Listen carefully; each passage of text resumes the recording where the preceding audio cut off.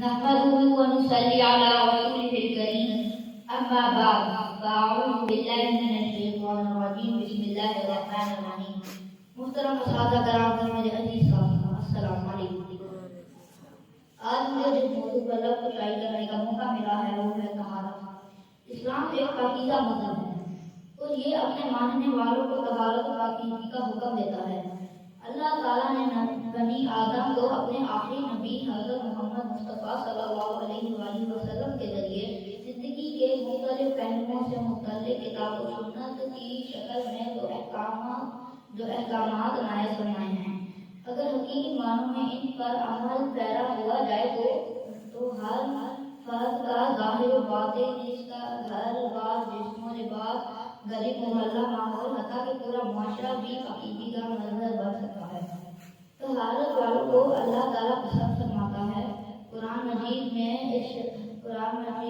ارشاد خداوندی ہے ان اللہ یحب التوابین و یحب المتطہرین، بے شک اللہ توبہ کرنے والوں اور پاک صاف رہنے والوں کو پسند فرماتا ہے۔ اسلام کی ان تعلیمات کے پیش نظر صحابہ کرام طہارت و پاکیزگی کا خوب اہتمام کیا کرتے تھے، جس کی وجہ سے قرآن مجید میں اللہ نے ان کی تعریف میں ارشاد فرمایا ہے فیہ رجال یحبون ان یتطہروا واللہ یحب المتطہرین۔ اس میں کچھ لوگ ایسے ہیں جو پسند کرتے ہیں کہ وہ پاک صاف ہوں اور اللہ پاک صاف رہنے والوں کا دوست ہو۔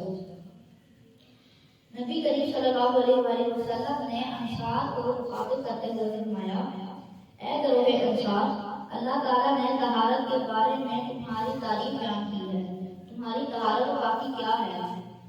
تو انصار نے عرض کیا یا رسول اللہ، ہم نماز کے لیے وضو کرتے ہیں، جنابت سے غسل کرتے ہیں اور پاکی سے استنجا کرتے ہیں۔ تو رسول اللہ صلی اللہ علیہ وآلہ وسلم نے فرمایا یہی تو وہ طہارت ہے، طہارت و پاکیزگی ہے جس کی اللہ تعالیٰ نے تعریف کی ہے، بس تم اسے لازم پکڑو۔ آپ صلی اللہ علیہ وآلہ وسلم نے فرمایا الطہور شطر الایمان، طہارت ایمان کی شرط ہے۔ طہارت کو نصف ایمان قرار دیا گیا ہے۔ الغرض طہارت وہ چیز ہے جس کے بغیر کوئی بھی عبادت قبول نہیں، چاہے وہ نماز ہو، روزہ ہو یا حج کی ہو۔ میرے عزیز ساتھیوں،